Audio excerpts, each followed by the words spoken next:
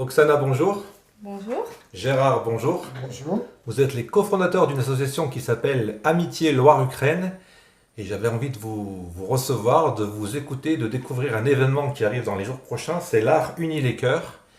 En quelques mots, comment vous pouvez définir cette manifestation? J'ai l'impression que dans le slogan tout est dit, mais l'art unit les cœurs, c'est quoi exactement? Disons qu'au départ, notre association Amitié Loire-Ukraine, c'est surtout un échange culturel. C'est aussi des dons humanitaires, c'est un accueil des réfugiés. Mais c'est avant tout amener la culture ukrainienne en France pour ne pas oublier ce peuple qui est en train de résister depuis 4 ans maintenant. Est-ce que la culture ukrainienne, elle varie beaucoup de la culture française, puisqu'on est à Saint-Étienne et qu'on fait souvent des parallèles? Est-ce qu'il y a vraiment des choses différentes? Ou alors il y a des choses qui nous rapprochent, il y a des choses qui nous unissent dans la culture?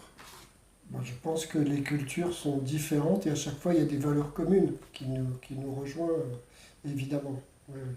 Qu'est-ce qui vous a poussé, Oksana, à monter cette association? Nous avons créé notre association au début de l'invasion russe à grande échelle. Et au début, on était plus concentré sur l'aide humanitaire. Et, mais maintenant, au bout des 4 ans de notre existence, on fait beaucoup d'échanges culturels pour promouvoir notre culture ici en France et aussi échanger la culture française et culture ukrainienne. Et en étant artiste, depuis un moment, je voulais créer un événement qui peut réunir les artistes français et ukrainiens. Et je trouve que Saint-Étienne, comme c'est une ville créative et de design, c'est un endroit parfait pour réunir les artistes, pour aussi mettre en valeur le patrimoine de Saint-Étienne, de son histoire industrielle et son architecture. On parle d'art dans le titre, mais j'ai l'impression que c'est quand même beaucoup axé sur la peinture. Oui, et il y aura 4 artistes ukrainiens qui arrivent dans une semaine à Saint-Étienne. Et on fait appel à artistes français de notre territoire, de notre département, notre région. Et ensemble, ils vont peindre dans les rues de Saint-Étienne pendant une semaine, Ils vont en peindre où plein exactement? air, Ils vont peindre sur des toiles, sur des murs, il y a quelque chose de prévu? sur de toiles Ouais, plutôt, sur de toiles, en fait de support, ça dépend des artistes. Chacun va travailler avec des techniques différentes. différentes, voilà, et sur supports différents.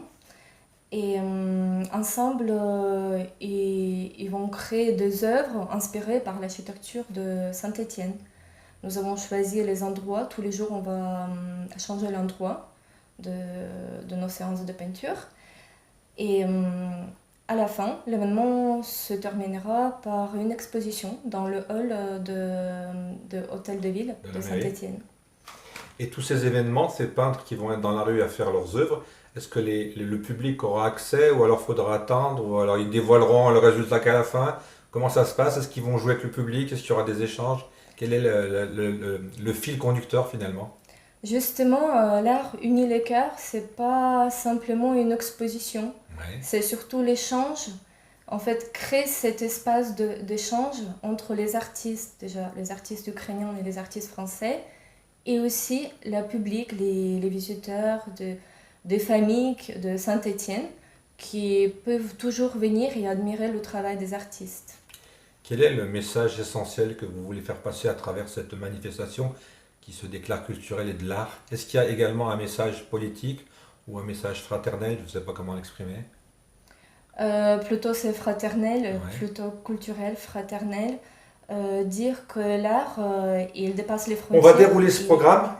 Ça commence le lundi 20 juillet. Oui, Ça commence par un petit déjeuner convivial. J'imagine que c'est Place Jean Jaurès. oui, c'est à Place Jean Jaurès. On va rencontrer tous les participants d'événements et on va prendre un petit déjeuner ensemble. On va prendre un peu de temps pour faire connaissance, pour parler de notre projet pour la semaine qui arrive. Voilà. Le petit déjeuner, il sera ukrainien, français, mélangé, ou alors il y aura des particularités. Est-ce que chez vous, on déjeune, tiens, c'est des questions un peu curieuses, mais est-ce qu'en Ukraine, on fait les peut-être même petits déjeuners qu'en France? Ou alors ça n'a rien à voir? C'est vrai qu'en France, on mange plutôt le sucré Oui, pour le petit déjeuner. En Ukraine, on mange beaucoup de salé aussi, des œufs, avec saucisson, des sandwichs. Voilà. généralement en France, il y a beaucoup de gens, je ne sais pas Gérard, vous, mais on prend simplement un café le matin et puis on part, on est déjà prêt pour une bonne journée. Oui, oui, oui, mais c'est vrai que chaque pays a sa Mais c'est culture. ce qui est intéressant finalement dans Donc, ces échanges. j'ai eu l'occasion d'aller en Allemagne, effectivement. Là, Donc le lundi 21 juillet, mis à part le déjeuner, il va se passer quoi sur cette place Jean Jaurès? Et c'est exclusivement sur la place Jean Jaurès? Euh, non, on va débuter à Place Jean Jaurès, Ouais, mais c'est possible qu'on ira jusqu'à Place de Rien, en fonction si les artistes trouvent l'inspiration. Ou peut-être on montera sur les escaliers de Crédoc. ouais. Et nous, on a fait notre programme de plein air, euh, en général que le matin, parce qu'à cause de forte chaleur, ça va être compliqué de peindre en Vous plein voulez me air dire que la peinture l'après-midi. va subir la chaleur aussi, La chaleur et les artistes aussi, et ouais. le public aussi. Le public aussi. Dans les artistes, vous avez cité 4 peintres ukrainiens. Est-ce qu'il y aura également des peintres français? Il y aura des peintres français, mais on n'a pas encore la réponse de tous les peintres qui veulent Donc participer. On c'est attend la toujours la surprise. réponse. Oui, c'est la surprise, je pense, pour tout le Et monde. cette manifestation qui démarre donc le lundi 20 juillet, comment elle vous est venue à l'esprit? Est-ce qu'il y a eu beaucoup de préparation? Est-ce que vous y pensez depuis des mois? Comment ça s'est déroulé dans vos cerveaux? Euh, c'est une idée que j'ai portée et depuis longtemps, mais j'ai jamais eu d'occasion et je me dis toujours pour plus tard. Je me sentais jamais prête pour m'occuper de l'organisation. Et là, on a décidé quand même de écrire notre projet. Et on a soutien de la ville de Saint-Étienne. Et là, on travaille sur l'organisation. Et le choix de la date, est-ce qu'il y a une importance ou alors parce qu'on peut se dire que juillet, les gens ont un peu quitté la ville. Est-ce que c'est un atout de faire ça au mois de juillet? Est-ce que septembre, ça serait pas mieux? Ou alors il y a peut-être une raison de faire ça au mois de juillet? Il y a une raison, c'était difficile à faire venir les artistes ukrainiens D'accord. ici pendant C'est une l'année histoire de scolaire. planning alors. L'année scolaire, parce que tous les trois sont des renseignants en art D'accord. dans les écoles supérieures de beaux-arts. Et c'est compliqué, c'est que pendant les vacances d'été qu'on peut Et justement, là aussi, vous avez eu faire des ça. facilités ou c'était compliqué de les faire venir? C'était par votre réseau? Comment ça s'est passé là, les contacts? Oui, en fait, il y a trois artistes qui viennent de Lviv. Moi, je suis d'origine de la ville de Lviv. Alors, c'est Lviv et ça Oui, se prononce comment? Et ça, Lviv. pour situer par rapport à Kiev, c'est à côté, C'est à 75 km de la frontière polonaise. D'accord. C'est Donc à l'est de c'est Lviv. une tendance un peu européenne alors. Oui, je pense aussi. Lviv, c'est une ville, c'est plutôt capitale culturelle de Ukraine. On garde beaucoup de traditions ukrainiennes que certaines villes, certaines régions oublient petit à petit. D'ailleurs, est-ce qu'il y a beaucoup de différences? Parce que vu de France et souvent notre inculture, il faut bien le dire, est-ce qu'il y a beaucoup de différences entre la culture ukrainienne et la culture Il y a une russe? différence, oui, il y a une différence. Il y a une différence déjà pour fêter les fêtes traditionnelles. On n'a pas les mêmes traditions. Les mêmes Religieux calendriers, aussi, on n'a pas les mêmes traditions pour fêter Noël, on n'a pas les mêmes traditions pour certaines fêtes qui existent en Russie, en Ukraine ça n'existe pas, et au contraire. Tout ce qui est vraiment l'art, la peinture, ça se chevauche un peu parce que notre histoire, quand même, on était sous occupation russe pendant des années. Et ce que je veux dire, que la Russie a volé beaucoup de notre art. Est-ce que ça veut dire que tout le temps que l'Ukraine a été sous l'emprise russe, de Mm, l'URSS, hein, mm. Est-ce que Et ça à vous a l'époque, étouffé?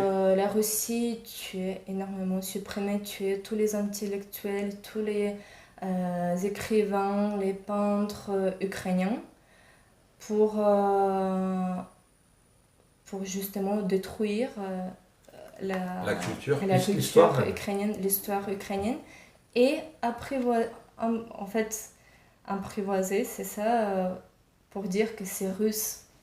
Et là, c'est compliqué parce que on essaye de défendre notre identité pour dire il y a certaines choses qui viennent de l'Ukraine et pas de la Russie, mais la Russie a montré, a donné à tout le monde cette information que ça Le vient de mardi, donc Russie. on est toujours mardi 21 juillet, on est toujours place du peuple.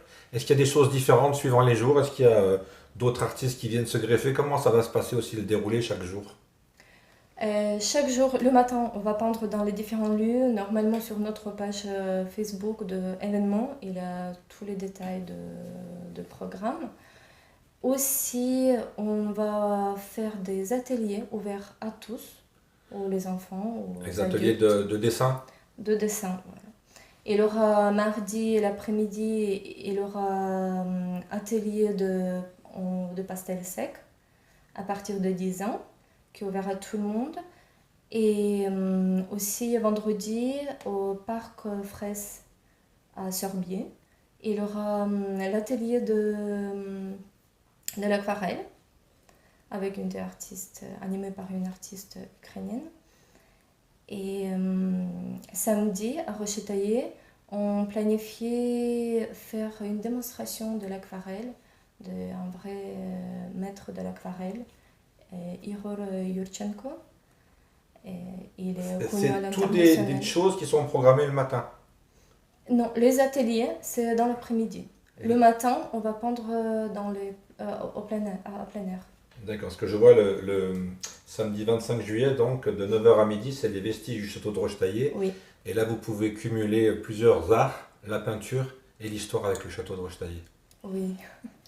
Mais de toute façon, l'échange, il va être des deux côtés. C'est-à-dire qu'à chaque fois qu'il y a une place, on va essayer aussi de raconter l'histoire de Saint-Étienne, de cette place. Et il y a très gentiment la Maison du Patrimoine qui nous ont dit qui viendrait nous apporter des informations. Voilà, ils ont de quoi faire, je pense. Hein. Oui, oui. Et puis, il y a aussi une enseignante des Beaux-Arts qui va, Qui va venir donner des infos. ouais, qui va venir donner des infos. Il y a aussi, le mercredi, vous allez aussi à Saint-Victor. Je pense que vous allez Oui. peut-être vous baigner, mais vous allez aussi faire de la peinture. On va plutôt faire de la peinture.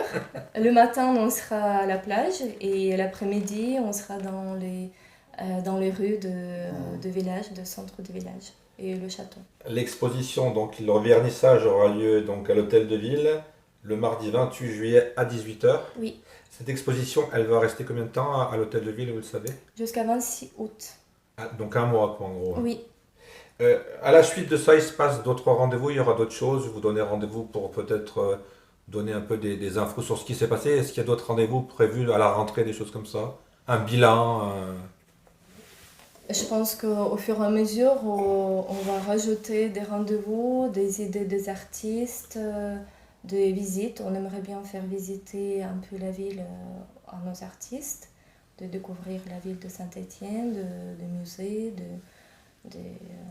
Parce que cette exposition, au bout d'un mois, vous avez peut-être envie de la faire voyager, de la faire peut-être aller dans d'autres communes de la région, de la métropole, de la Loire, non? On reste à Saint-Étienne Métropole. Ouais. Bah, il y a 56 communes, je crois, dans cette idée de métropole, donc Oui. il y a de quoi faire. Hein. Oui, mais sûrement on n'a qu'une seule semaine. Parce pour que c'est tout peut-être faire. dommage que toutes ces choses, on les voit pendant un mois, puis après on les voit plus, non? Ouais, Et c'est peut-être génial. et peut-être que la suite, ça sera l'année prochaine, non? On aimerait bien au moins faire un biennale chaque 2 ans, faire un événement comme ça similaire. Ouais. Mis à part cet événement, l'association, est-ce qu'elle a d'autres rendez-vous? L'association Amitié Loire-Ukraine. Ben, en fait, l'association, elle a un programme de fêtes traditionnelles pendant toute l'année. Il va y avoir Holodomor, il va y avoir après Saint-Nicolas, enfin il y a plein de choses. Plus, je crois qu'il y a une chanteuse ukrainienne qui va venir aussi. Oui, on va participer au week-end de la vie associative à Saint-Étienne. Début à Parc septembre. Le Ouais. Weva, ouais. Et le Renault Chanteuse aussi qui vont chanter. Qui vont chanter sur votre stand ou il y aura un concert pour tout le monde? Non, il y Non, aura un non, il y a- concert il y a- pendant la vie associative. Ouais. Ouais. Très bien. Mm. D'autres rendez-vous? Oui, il y a d'autres rendez-vous. Il va y avoir la fête du livre. On va peut-être participer aussi. Comme la dernière fois, on avait participé. Il y a la journée mondiale de l'enfance, la commémoration du génocide ukrainien à Holodomor. Il y a la journée des enfants avec Saint-Nicolas. Il y a les chants de C'est Noël, plutôt pour tout la ça. fin de l'année, ça alors. Oui, c'est pour la fin de l'année. Mais on est déjà... Oh, mais ça- vous ça- savez, le temps file à une vitesse. Et, nous, et à chaque fois, c'est vrai qu'il faut penser 3 mois à l'avance à chaque fois pour pouvoir faire des choses. Et là, on a fait des choses à la Cinémathèque aussi, où il y a eu le réalisateur qui a réalisé le documentaire sur Zelensky, Ouais. qui a été programmé, et le réalisateur est venu, et ça a été Comment vous faites? très Qui vous intéressant. aide? Ben là, actuellement, on a pour la première fois depuis 4 4 ans, ans. Ouais. la mairie de Saint-Étienne va trouver un local. Puisque aujourd'hui, notre local, on paye un loyer qui est assez important, plus l'électricité, les charges, enfin tous ces trucs-là. Et pour l'instant, il y a eu 1 ou 2 associations qui nous ont fait des dons. Est-ce qu'on a fait le tour? Est-ce qu'on a oublié quelque chose? Moi, je pense que ça suffit. Rien à rajouter? Concernant les subventions, pour notre projet, on a eu des subventions de... ouais. Et là, vous dites que les choses ont changé. Est-ce que le fait de changer de municipalité a changé les choses pour vous? Nous avons fait notre demande il y a longtemps. Ah, donc c'est une suite logique finalement. Oui, je pense. Bah, c'est une suite logique et en même temps, politiquement, c'était compliqué avec le maire Maintenant. qu'on a eu avant. Donc, il y avait des tas de choses qui étaient bloquées. À la fin de la journée, si vous faites un bilan, vous dites, mais j'ai vu des milliers d'informations, mais j'ai retenu quoi? C'est Ouais. encore un des paradoxes. Ouais. Est-ce que vous avez je ne sais pas si vous avez la réponse, le jaune et le bleu, est-ce que ça a une signification par rapport à l'Ukraine? Est-ce que c'est Oui. les couleurs de l'Ukraine? Oui, oui, bien sûr. Bleu, c'est le bleu du ciel. Ouais, Et jaune, c'est le champ de blé. c'est ce que je pensais. C'est bien ça, ouais. C'est la richesse de notre terre. Eh bien, très bien, on vous souhaite donc bonne suite et puis surtout une belle manifestation. Et puis on essaiera d'aller vous voir sur un ou 2 jours. Mais moi, j'ai un petit faible pour Rochetaillé avec le château, ça doit être sympa. Ah, merci beaucoup. On vous attend. Ce sera avec plaisir.